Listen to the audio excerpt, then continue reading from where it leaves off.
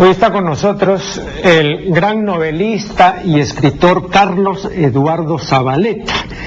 Ha publicado numerosas obras, Carlos Eduardo, y además no solo es conocido pues entre nosotros, sino tiene fama internacional. Es un placer, Carlos Eduardo, tenerte aquí en este programa nuevamente, porque ya lo entrevisté anteriormente en Cable Mágico 2 o 3 veces. Así es. Acaba de publicar su libro El gozo de las letras, ¿no? Ensayos y artículos de 1952 hasta el 2001.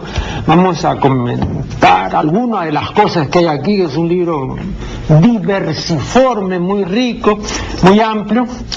Y quiero comenzar con lo siguiente. El célebre filósofo británico Bertrand Russell dice que en la vida de todo creador, todo lo importante, hablando en términos generales, se hace antes de los 40 años.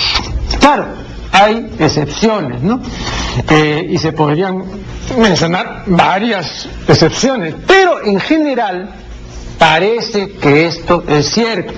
Por ejemplo, él publicó una obra muy importante en coautoría con Whitehead, que se llama Los principios de la matemática, ¿no? Bueno, esto lo publicó, que es una obra que requiere de un gran nivel de abstracción, una obra de mucho rigor antes de los 40 años.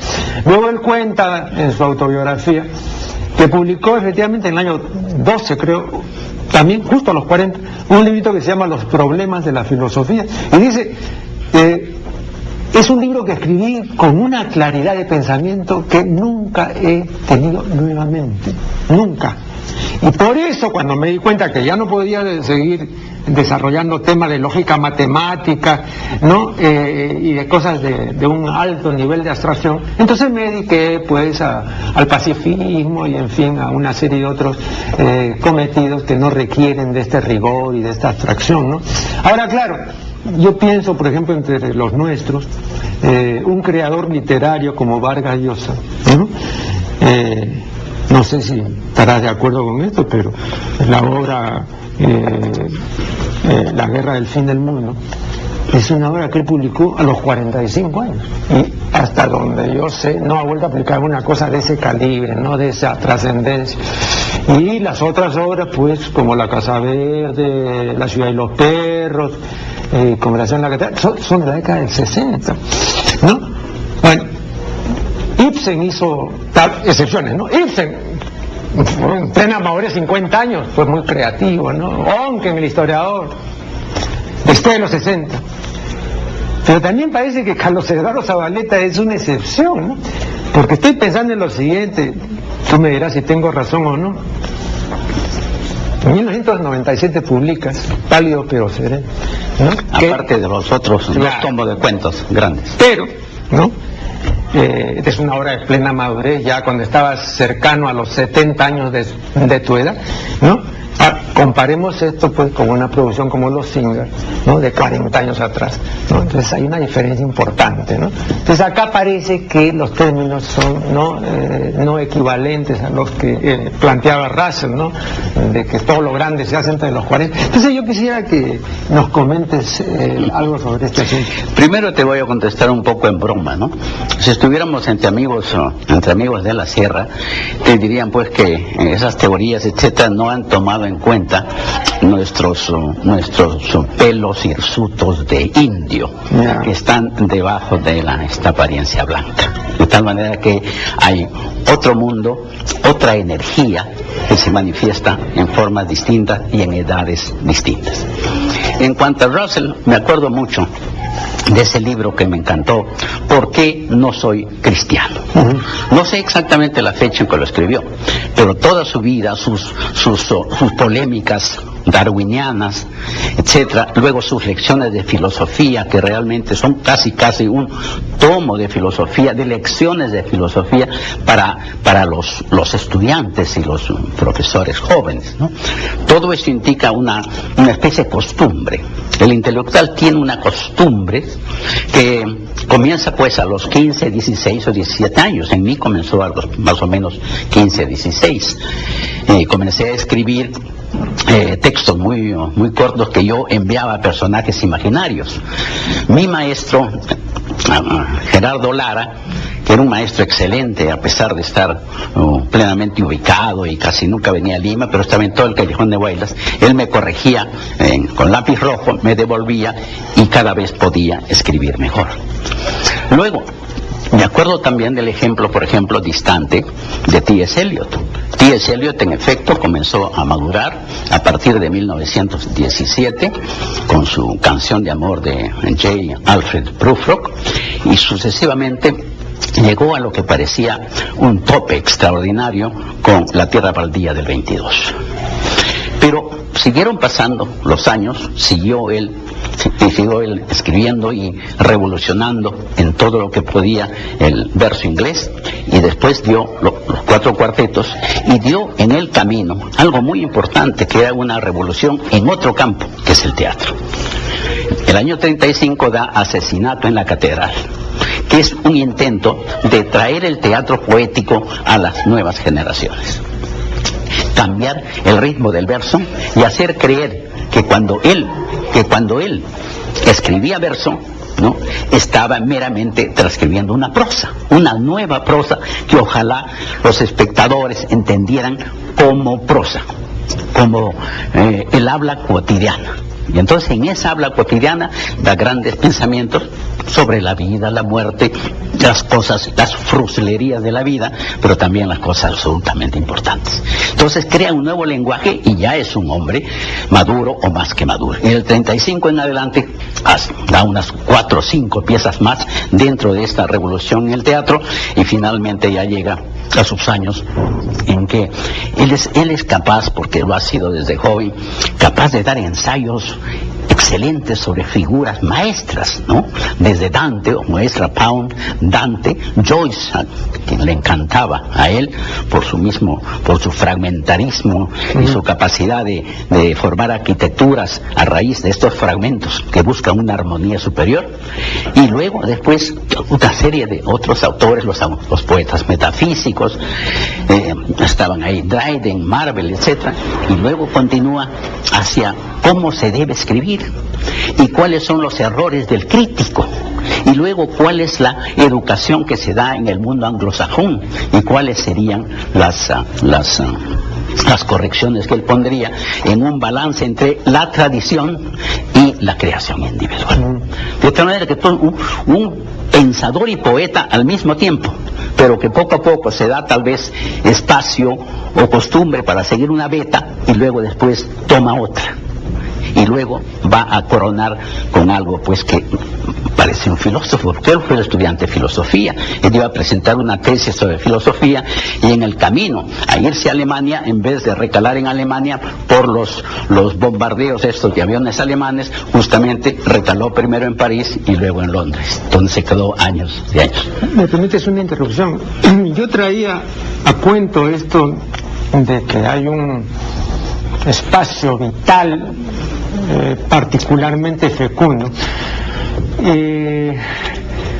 porque ven, por ejemplo, en el terreno de los grandes creadores y genios de la música, y también entre nosotros podemos mencionar varios nombres, Valdelomar, Mariátegui y otros, ¿no? Que apenas pasaron pues los 30 años de edad, ¿no? Y nos han dejado una considerable producción de una gran calidad, ¿no? De modo que hay muchos casos ejemplificativos de que efectivamente antes de los 40, ¿no? Hay un apogeo. Yo no quiero decir con esto que después de los 40 ya no haya nada. No, uno puede seguir produciendo hasta que se muera.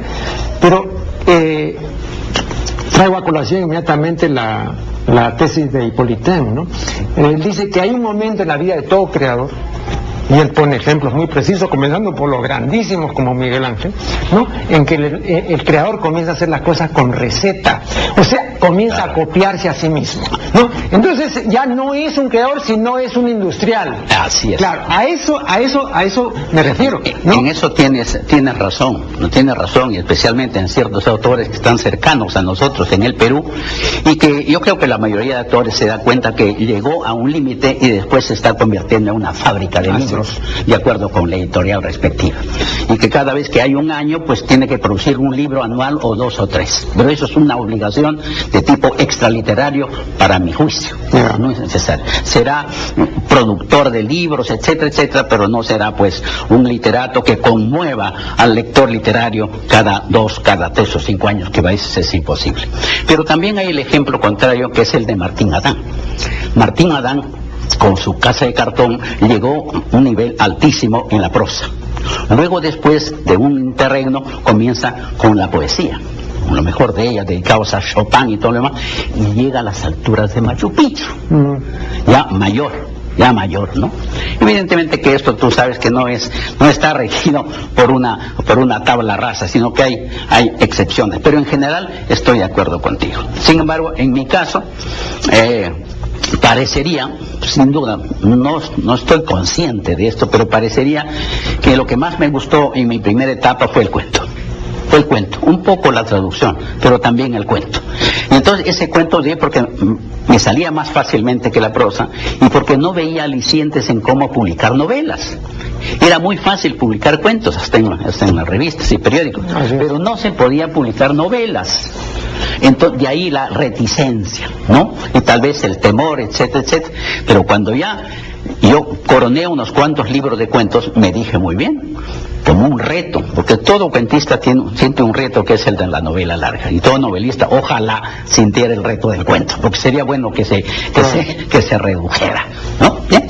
Entonces ya me di cuenta de eso y comencé con las novelas. Sí, tarde sí, las novelas largas, pero la novela corta siempre fue un amor mío juvenil. Con el Cínico, cuando tenía 19 años, con los Íngar que tú has mencionado, ¿no? Muy joven, y ya después de un interregno ya vinieron las novelas a partir del 74. De tal manera que eso... Vamos a seguir dialogando con Carlos Eduardo. Una brevísima observación. Todo eso era antes de que cumpliese los 30 años, ¿no es cierto? Porque los Íngar pues era cuando tenías que 28. No, 55, ¿no? Sí, 27, 28. ¿No ves? Sí. Bien, vamos a hacer un corte y ya regresamos. Seguimos dialogando con Carlos Eduardo Zavaleta. Como tú sabes, Julio Ramón Ribeiro decía, entre otras cosas, que hay 3 maneras de relacionarse con la literatura: vivir de la literatura, vivir para la literatura y vivir con la literatura. Él decía que su relación era esta última, ¿no? Era un matrimonio en el que se alternaban el amor y la infidelidad, ¿no? Pero que él no podía haberse dedicado y no podía dedicarse íntegramente, no flobertianamente, en una orgía perpetua a la literatura. Tampoco vivía de la literatura como los que venden muchísimos miles de libros, ¿no? ¿De qué manera se relaciona Carlos Eduardo Zavaleta con la literatura? Yo diría, por un lado, que uno convive con la literatura, malvive con ella, pero hay una cosa, un lazo tan grande que uno, por lo menos yo, no puedo decir nunca que yo pospongo la literatura por algo. He trabajado en la universidad, he trabajado en diversas embajadas como consejero cultural, pero a pesar de que a veces no tenía tiempo, a pesar de eso, pues encontraba un lapso como sea, y allá iba sobre algunos libros que desconocía, o sobre algunas cuartillas que no había terminado. De tal manera que esa convivencia es una convivencia viva, así como dice él, ¿no? De toma y daca, o de uno a favor y en contra. Y eso es mantenerse vivo uno y viva la literatura. Cuando uno, no diré cae, pero cuando uno ya se desposa con la literatura, entonces no hay divorcio posible. No hay divorcio posible. Aunque uno no publique, pero siempre hay una vida soterrada, una especie de pensamiento con los libros como si fueran personas, y luego después de ahí salen algunas cosas, primero secretas para uno, para la propia esposa de uno, y después ya vienen las correcciones y ya viene una especie de hoja pública que puedes enseñar. Y el otro día entrevisté al director del suplemento identidades del diario, del diario oficial peruano. Y bueno, yo le decía que hace pues muchísimo tiempo, Abraham Valdelomar, en una carta que dirige a Juan Francisco Valega, le dice que él desde muy temprano se dio cuenta de que aquí, ¿no?, los únicos mercados que había era el mercado de la Concepción y del Baratillo, ¿no?, pero que no había mercado de escritores, y que él entonces tuvo que recurrir al truco del fotógrafo, ¿no?, que para que el niño no se mueva y para que él pueda imprimir la placa, le dice: acaba de salir una palomita, espérate, no te muevas. Y entonces el chico fija la mirada y el fotógrafo imprime la placa. Entonces igual, Valdelomar tuve que hacer una serie de cosas para que se fijaran en mí, ¿no es cierto? Entonces ese es el Valdelomar poseur, ¿no? Pero tendrán que agradecérmelo siempre, porque a partir de mí, ¿no?, hay ya este interés y ya comienza a haber, paulatinamente, por supuesto, un mercado para escritores. Han pasado muchos años de esto. Y te quiero preguntar si tú consideras que aquí en el Perú, no estoy hablando de las grandes transnacionales editoriales de España ni de otros sitios, sino aquí en el Perú, hay un mercado ya de escritores. Bueno, yo lo que veo es que estamos desde ese punto de vista en los pininos, ¿no?, como hemos estado después de la Segunda Guerra Mundial, el año 45, 48, 50, nos hacíamos la misma pregunta. Han pasado tantos años y ahora ¿qué hay?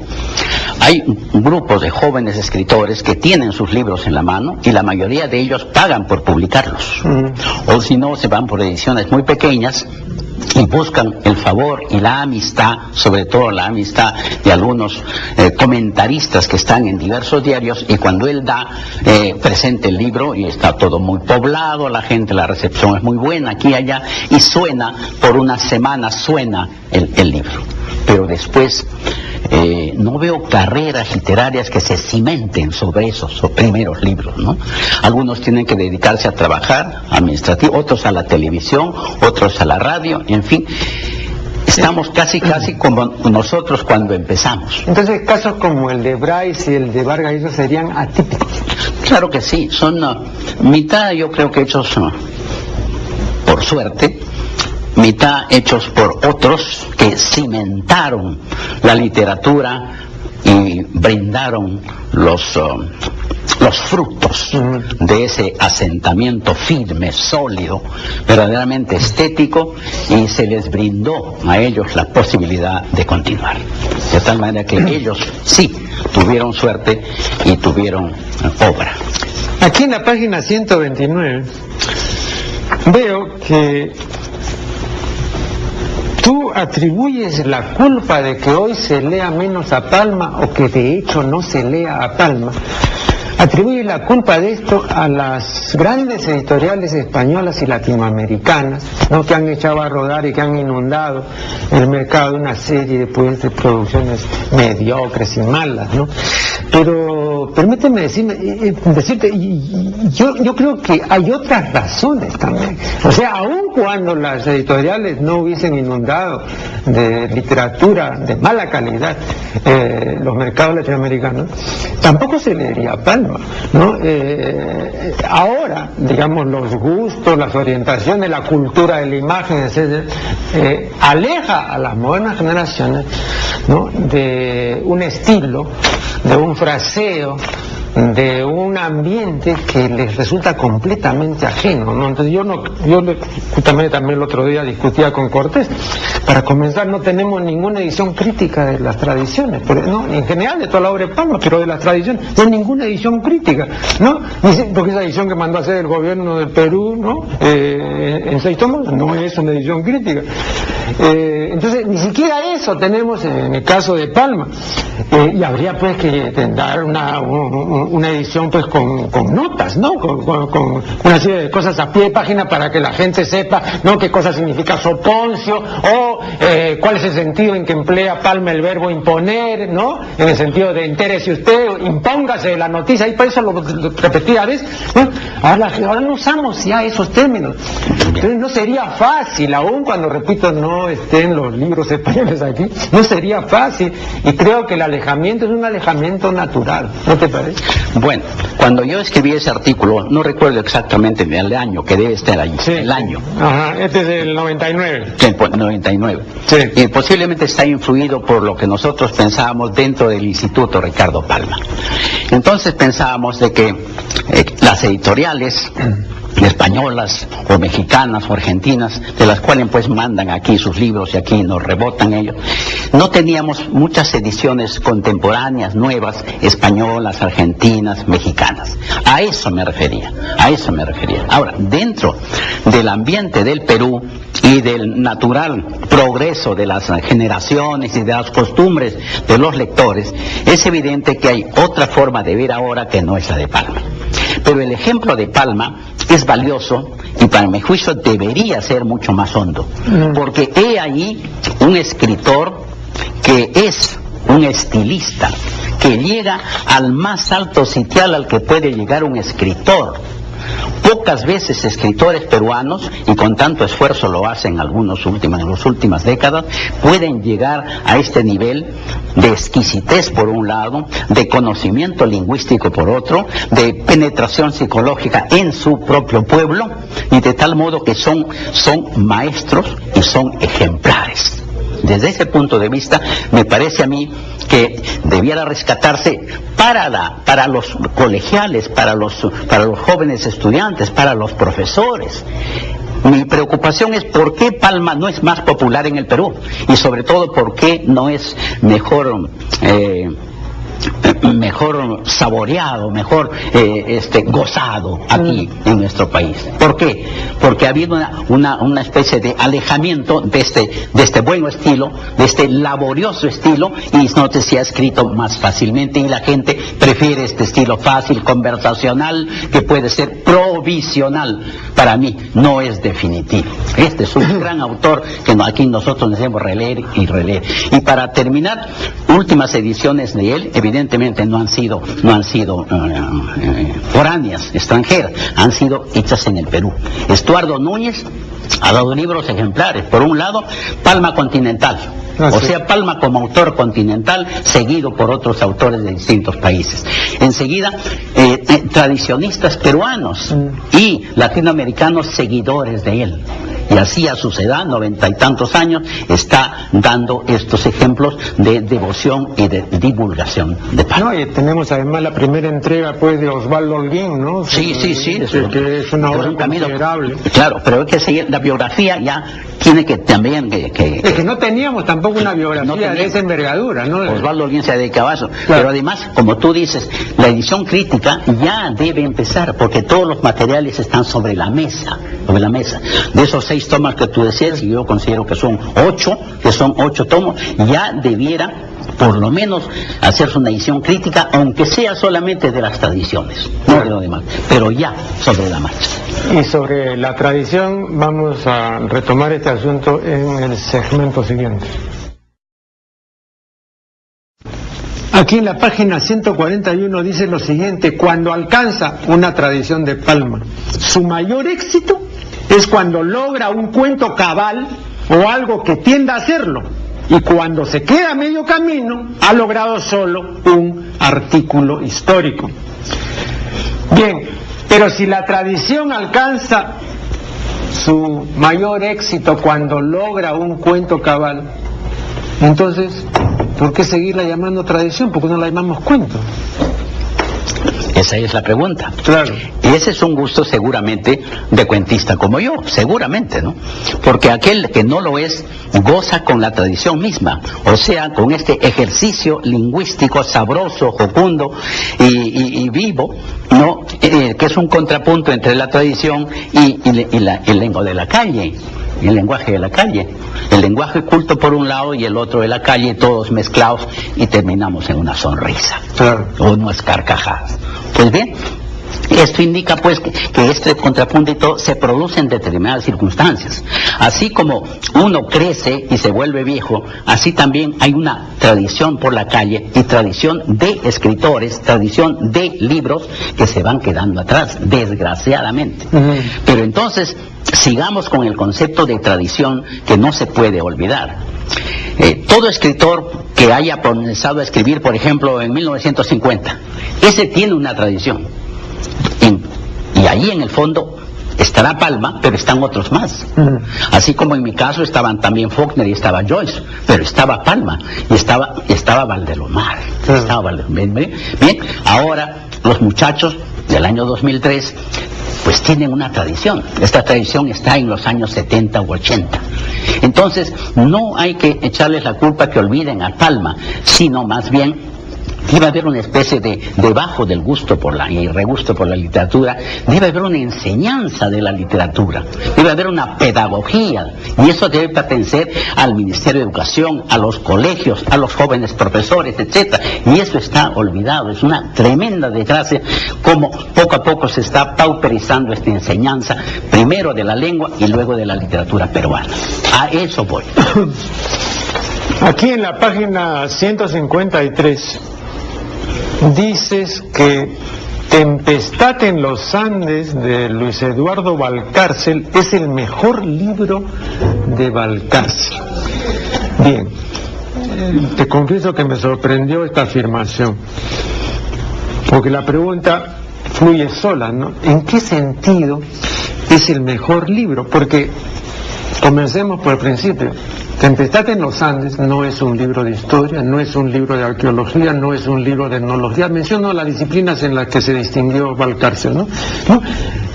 Tempestad en los Andes es un libro de denuncia, ¿no? Es un libro que, como dice Sánchez en el Colorón, ¿no? Está escrito por un predicador iluminado, ¿no? O, como habría dicho Francisco García Calderón, por un profesor de idealismo. Entonces, ¿en qué sentido es el mejor libro de Valcárcel? Ahí la responsabilidad es mía, es mi gusto. Es mi gusto y eso lo firmo. En el sentido de que para un literato o para un estudiante de literatura no es necesario darle todo absolutamente hecho. Aquí es un hombre, un fermento, un hombre que está fermentando en varios campos, como tú muy bien lo señales, esos campos. Muy bien, pero en todos ellos está lleno de vitalidad, parece nuevo, tal vez no lo sea totalmente, pero parece nuevo, vivo, distinto, y hay un espíritu de rebeldía. A eso me refiero. Hay libros juveniles que no son después mancillados por la fama posterior, sino que hay libros hirvientes, hay libros que tú lo ves que están hirviendo. Claro, yo recuerdo que los editores, ¿no?, de Tempestad en los Andes decían que tal vez sería la mejor página autobiográfica de Valcárcel, ¿no? Claro, en esa época, pues lógicamente, por razones obvias, no se habían publicado las memorias, no se han publicado mucho tiempo después. Claro. Pero yo las he leído detenidamente, incluso tengo un artículo sobre las memorias de Valcárcel, pero él en ningún momento dice que ese es su mejor libro, ¿no? Él nunca... No tiene por qué ser, porque un autor a veces nunca acierta con su propia obra. Así es. No, pero los que tienen obra considerable, por ejemplo, tú, no me vas a decir que no sabes cuáles son, ¿no es cierto?, en tu íntimo sentir, tus mejores realizaciones, y cuáles no son tan buenas, ¿no? Yo creo que hay una jerarquización que hace cada cual, ¿no? Porque no vas a meter pues todo en el saco, ¿no? Claro. Entonces el propio autor sabe. Por supuesto. Me desdigo si es que doy alguna impresión distinta. Lo que yo quiero decir es que hay libros que juzgados por otros, son libros importantísimos en el desarrollo del pensamiento, de la prosa, etcétera, de un hombre. Para mí eso es un libro muy, muy importante. Y yo lo discutía con don Luis. Don Luis era muy amigo mío. Caminábamos juntos por la calle, no solamente en Lima, caminábamos en Nueva York. Yo me acuerdo mucho haber estado allí. Él fue a dictar un curso y yo salía de la Universidad de Columbia, iba a verlo y lo visitaba. Y ambos incluso nos abrazábamos tremendamente por el viento, porque si nosotros no hubiéramos hecho fuerza hacia adelante para caminar, nosotros nos hubiéramos sido derrumbados por ese viento tan desconocido. Solamente en la Puna da esos aletazos de viento allí. De tal manera que yo decía esa cosa y me decía, pues, ustedes los muchachos ven otras cosas que nosotros no vemos, cosas así, pero en realidad después de haber leído sus memorias, después de haber leído Ruta Cultural del Perú, después de haber leído incluso algunos artículos formidables de Amauta, es evidente, ¿no?, que lo que digo acá es justamente un gusto, un sabor mío, ¿no?, un gozo personal mío. Está en la página 168, dices: el mestizo tiene una psicología y una conducta peculiares y rara vez puede acabar su vida en la armonía o en la reconciliación de contrarios. El artículo se titula ¿el mestizo reúne o separa dos mundos? Creo que esta declaración es interesante y podrías ampliarla. Cierto, no he terminado de dar juicios todavía sobre eso, apenas he empezado. Yo soy de la sierra, que apenas creo que 6 meses después me llevaron a Chimbote. Entonces yo nací, conscientemente nací al mar y nací a la costa. Luego después fui hacia el centro de Ancash, Pomabamba, Siguas, etcétera, y después finalmente vine al Callejón de Huaylas, donde me pareció ya unas poblaciones muy grandes, y luego un salto hacia Tarma, que es una ciudad bellísima, y luego ya a Lima, a Guadalupe y a San Marcos. Entonces, mira tú esta evolución que permite pues ver cómo se siente no solamente el campesino, que uno desgraciadamente lo conoce un poco de lejos, pero cómo se siente el mestizo por dentro, cómo sienten los familiares, cómo están los amigos, etcétera, cómo están, por ejemplo, cuando uno va a la Cusco, por ejemplo. El cusqueño siempre dice esos mariconcitos de Lima, porque se siente un rey. Este es el primer peruano que hay, es un cusqueño, y para ellos no hay nadie más peruano que ellos mismos, y los limeños están en segundo lugar siempre para un cusqueño. Ese tipo de psicología de esas exageraciones a un lado o a otro no han concluido en el alma del mestizo. Ahora, perdón, pero acá, digamos, tú pones un caso, que es el caso del Inca Garcilaso, ¿no? Y ahí me parece que eso está puesto en razón. Pero en otro artículo, donde que se habla de lo mismo... Está tomado también por Macera, también dice eso. Sí, claro. Sí, Macera. Pero no, pero tú suscribes eso. Pero en otro artículo, hablando de esto mismo, pones el caso Matalaché. Ahora yo me pregunto, considerando pues, primero que eso está ubicado en el siglo XIX a principios, ¿no? 1816. Ya, eso en primer lugar. Y luego, ¿cuánto de típico tiene esto? ¿No? Ese es otro punto para que sea representativo, digamos, de esta no conciliación del hijo de padres de razas diferentes, ¿no? Entonces te pregunto... Bueno, él como algunos artistas, no como todos, exagera un poco. Entonces tiene que exagerar cómo brota ese niño que ya desde el comienzo es ilegítimo, desde su concepción, y además cuál va a ser su fortuna, cuál va a ser su vida, si es que va a ser posible unir a la gente o la va a separar como realmente es. Ahora, yo he puesto el caso más extremo, que es ese, porque frente al indio, entre el indio y el blanco, no se dan estas situaciones extremas en la literatura. No hay un hijo de indio que sea tremendamente rechazado, una especie de rechazo general del hogar, ¿no?, como sucede en el caso de Matalaché. Esto es un poco más espectacular y teatral. Por tanto, hechas esas salvedades, es que ese niño no puede ser recibido por los dos lados. Y además también yo creo que el amor de la muchacha blanca está un poco exagerado hacia él. Y por supuesto la virilidad de Juan Manuel, evidentemente para hacer quedar bien al mestizo tirado a sangre negra, ¿no? Ahora, de tal manera que todo eso son cosas de época, ¿no? Porque yo recuerdo que cuando uno leía en los años 50, y a mí me ocurrió, ¿no?, en Matalaché, uno tenía una sensación muy especial que ahora sería ya difícil tenerla. Y mi padre me ha contado a mí, por razones cronológicas yo no viví esa época de la publicación en el año 27 de La Tempestad, ¿no?, que se consideraba un libro peligroso, ¿no? Era una cuestión que había que ocultar, prácticamente pues era un manifiesto comunista o algo así, ¿no? Entonces también ahora uno tiene que hacer un esfuerzo para ver dónde estaba el gran peligro de esto, ¿no?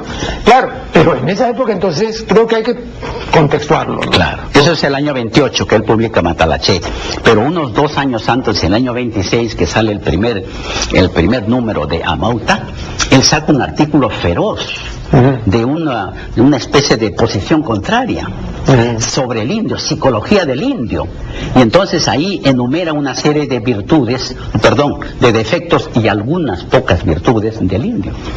Y el hombre que está conocido desde Cuentos Andinos del año 20, es una especie de conocedor profundo del alma india, resulta aquí suscribiendo toda una especie de una serie de defectos numerados desde 1 al 70, y después de ahí pone unas pocas virtudes que son 3 o 4. ¿Cómo es posible que un hombre que vea tan mal al indio esté considerado, o ya fue considerado el año 20 como una especie de un defensor y un conocedor profundo del alma? De tal manera que hay estas cosas que son un poco raras, que no se han estudiado todavía. Vamos a hacer aquí una nueva pausa y luego volveremos. La imprenta, ¿no? ¿Es decir así? Bueno, pero eso también indica otra cosa, que al oír a Porras, era brillante. Al revisar el texto de Porras no era tanto como al oírlo. Es verdad. Pero en algunos textos cuidadosos, como por ejemplo su prólogo a los paisajes de Bagüero, etcétera, ¿no? Y en otros en que él elogia una personalidad, a Grau, por ejemplo, entonces él es bastante bueno en sus adjetivos, en la cadencia, ¿no? En la frase, en el ritmo y cierta musicalidad que hay. Por algo yo también coincido con Luis Loaiza cuando él habla de la marca del escritor.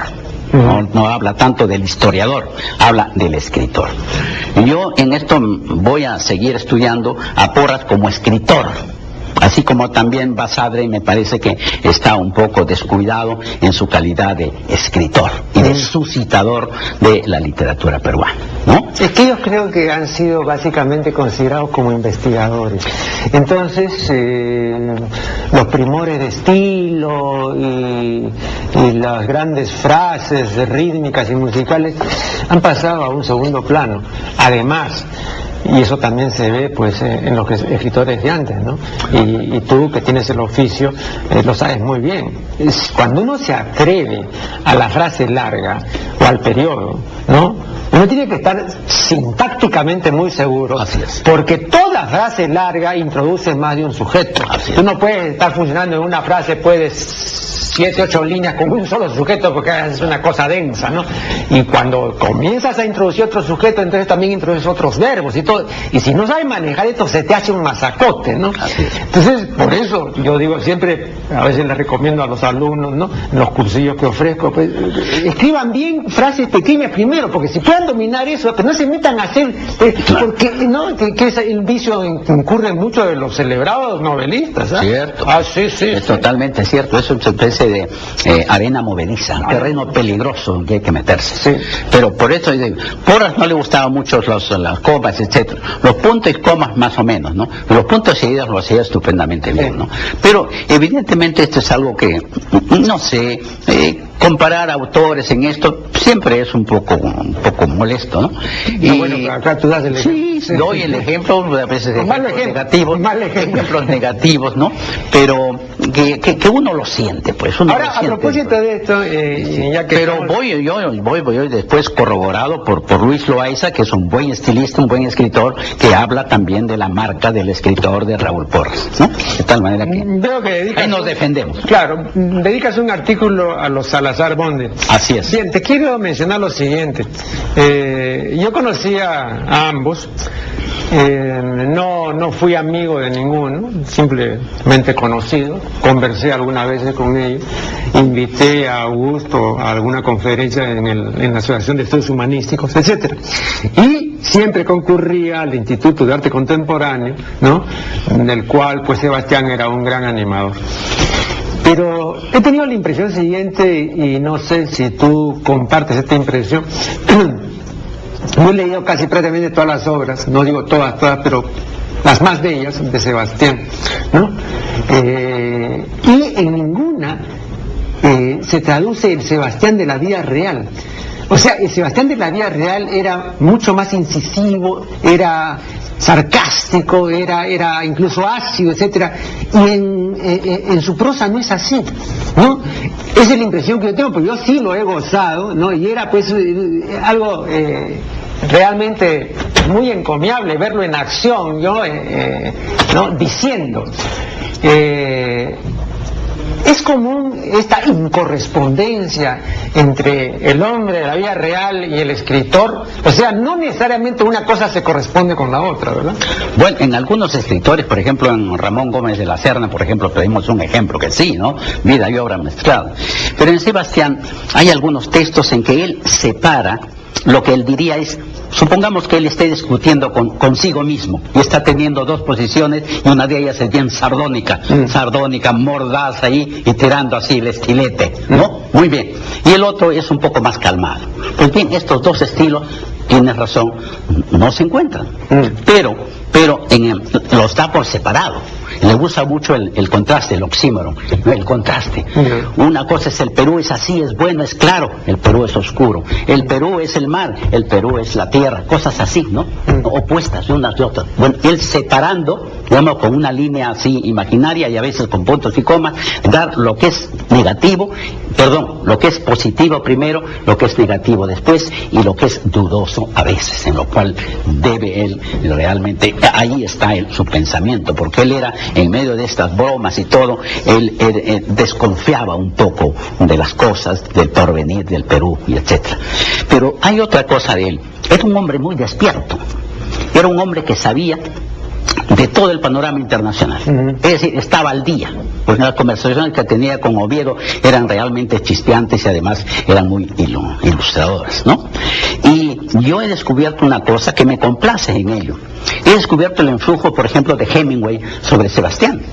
Hay un cuento en su libro de cuentos estos, ¿no?, del año 54, y entonces, ¿cómo se llama? El naufragio, algo así, náufragos y sobrevivientes. Hay un texto que se llama La navaja mecánica. La navaja mecánica. Y entonces es una especie de asimilación del cuento de Hemingway que se llama En la ciudad de la luz. Bueno, en que en Madrid después de una corrida de toros, los camareros en la cafetería, ¿no?, están ya levantando las sillas sobre las mesas, etcétera, y de pronto se ponen a jugar y uno de ellos coloca un cuchillo y lo amarra en una pata de la silla y comienzan a hacer de toreros, porque eso es lo del ambiente en Madrid. Y entonces comienzan primero en broma, etcétera, luego se caldea el asunto y viene el aguijón, uno de ellos termina muerto. Pues bien, de la misma manera, y esta progresión está en el cuento La navaja mecánica. Un muchacho de la clase media que de pronto, no se sabe por qué, le gusta una navaja mecánica, que no hay más que accionar un botón, lo compra en el centro de Lima y se va a departir con sus muchachos, con la bohemia. Y ahí salta una chispa que él no la provoca, sino hay otro que siempre es camorrero, entonces esto lo provoca 2 y 3 veces.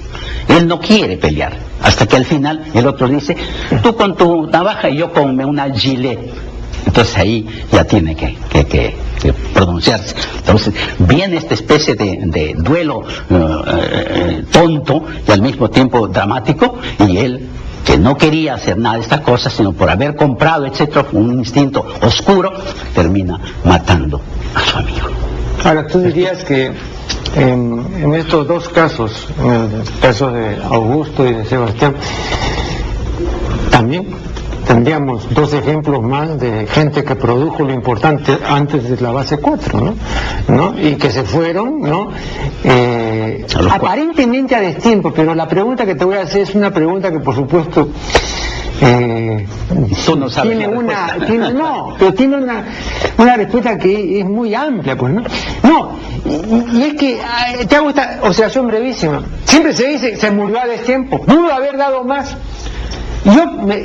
En los casos que yo conozco y que he examinado, eso no es cierto. Por ejemplo, los grandes especialistas en Mozart han dicho que no, si hubiera vivido 35 años más, no hubiera hecho nada como lo que hizo hasta los 35. No, yo también creo en términos generales eso. ¿Tú también lo crees? O sea, si se muere, digamos, aparentemente a destiempo es porque ya cumplió su ciclo. Yo creo que en el fondo este oscuro de los instintos, el que se va a morir temprano sabe de algún modo que se va a morir temprano. Ajá. Y por tanto él como que quema etapas en su obra y va haciendo todo lo más que puede. Aceleradamente. Y en ese sentido tienes razón.